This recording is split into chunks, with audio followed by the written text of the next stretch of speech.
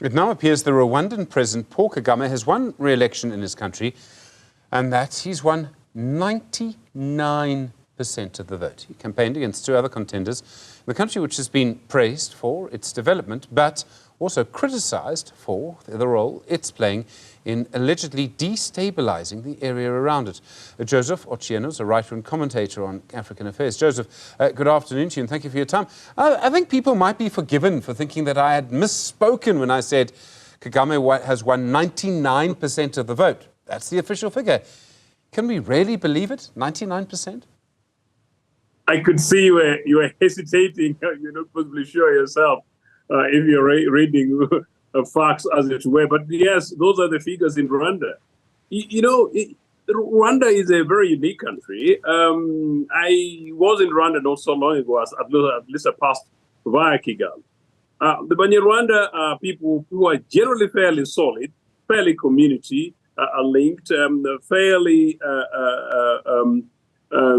loyal, and it would appear that if you possibly take a cultural perspective, there are guys who would think and work together and talk together. So part of the argument, and this is merely a cultural argument, is that because Kagame is the power, the head, and has been there as the power, this mighty guy, the extent of loyalty and almost fear to challenge authority is so huge that it may actually count for a few percentages, but maybe not necessarily much, a few percentage of that.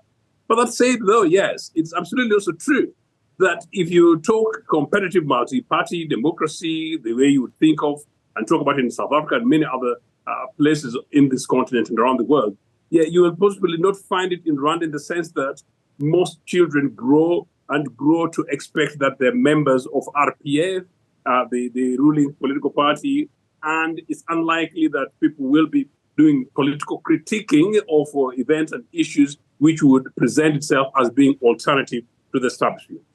But that said, credit to Kagame, credit to the Banyarwanda since actually the genocide, and particularly since the coming of Paul Kagame.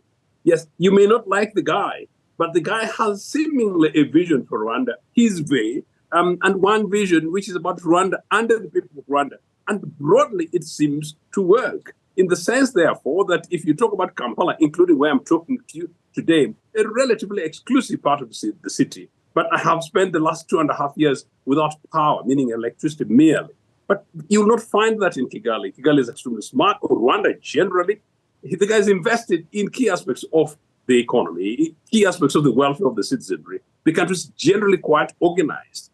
So from that perspective, the ordinary Ugandan who would go for equivalent of, maybe a rand, a vote, will not apply in Rwanda because by and large, they're relatively better catered for. So in a way, from a service provision point of view, you would not argue that the same grievances young guys in Nairobi, Kampala, or perhaps in parts of Johannesburg on the outskirts of Cape Town would be raising in Rwanda. But that said, it is, yes, really not that normal democracy that you'll be talking about generally across the African continent or perhaps across the world.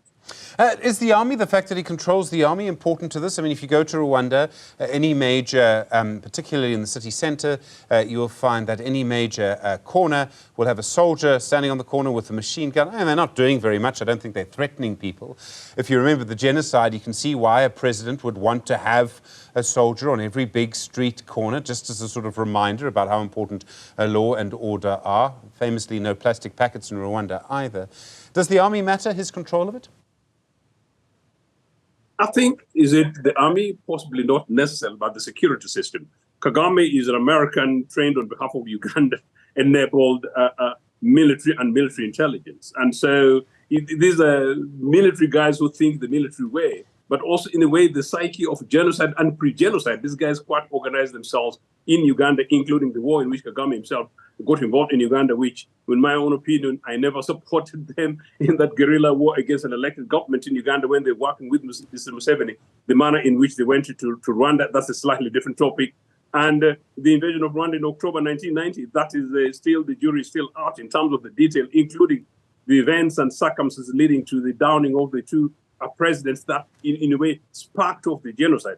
That's a questionable thing. So if you look at it from that, and if you look at it from the psyche of the Rwandan people generally, and of course when you talk the military, yes, you would say that the military the fear factor contributes. But also these guys are substantially militarily security conscious. If you see their roles in Congo, and if you consider that even in today, maybe if you're a particular Rwanda who came from Rwanda the last few months, the Ugandan securities will sort of follow with an interest. Kagame is as perfect an operator on some of the security issues, almost as people would call the Jews of Africa in that particular way. So in a way, is it to intimidate people? Is it to say we are in charge? I think part of it is also a show to the rest of the world that we are a small, tiny little nation, but you don't joke with us. And that is a message that Kagame tries his level best to push. But in any case, yes, this election, extraordinary, one of the speeches that he was making the other day that, look, don't talk about my succession, that's a matter for my party. And he presented it saying that, look, I've been telling my party, and my party chairman is there seated, I've been asking them to prepare leaders who will come before and after me. In a way, it sounds so nice and almost closely believable, and possibly why not? But whether or not you are talking like some of the opposition leaders, one of whom had been locked up, some of those who got into major issues, including your own native South Africa, is a different case. Whatever the case, the balance between Rwanda's mini stability, its economic prosperity, as it were, the order, the organization, the discipline, plus the democratic dispensation and, if you like, rights, basic rights that you and I think about globally. It's a balance that is difficult to strike. At the moment, whatever happens, the jury would still be continuously out. Kagame is excellent in terms of his delivery, but absolutely, generally intolerant to direct competitive democratic opposition, the manner in which you and I know. And Joseph, I mean, for us, we have South African soldiers, SANDF soldiers, in Goma in the DRC, and their job is to actually look after civilians, and they're being attacked by members of the M23 militia. And I mean, journalistically, I'm supposed to say allegedly supported by Rwanda, but I think the UN says they are supported by Rwanda. So, I mean, that means that soldiers from my country are fighting soldiers from Rwanda, or people who are being supported by Rwanda. And there seems to be no way, Rwanda killed their former spy chief in one of our hotels, the Michelangelo in Santon. I mean, there seems to be no way to kind of resolve this. Paul Kagame seems to, from what I can see, refuse to negotiate a kind of peace here. I'm not quite sure whether there is no way to resolve it, but it's such a big global issue. You're absolutely right. I think I was being rather cautious early in terms of referring to it. But when it comes to the question of M23, it's almost like open knowledge that Rwanda and Uganda support these guys. In fact, some of those guys, before their next operations, they're allegedly bundled to take refuge in Uganda, like the Mkoto Wesizwe guys took refuge in Uganda at a particular stage leading to the struggles in Southern Africa. But quite clear, these guys disappeared from Uganda somehow and refound themselves in Congo. And nobody has asked Kagame a hard question, and nobody has asked Museveni a hard question. When it comes to Congo, I think it's extremely unfortunate, very, very sad, because yes, whatever is happening in Congo, where there is an implication of Rwanda's hands and the Ugandan hand, I think is something that we need as a continent to address. I think African leaders, including your own, are not, in my opinion, doing enough. Kagame and Mr. Museveni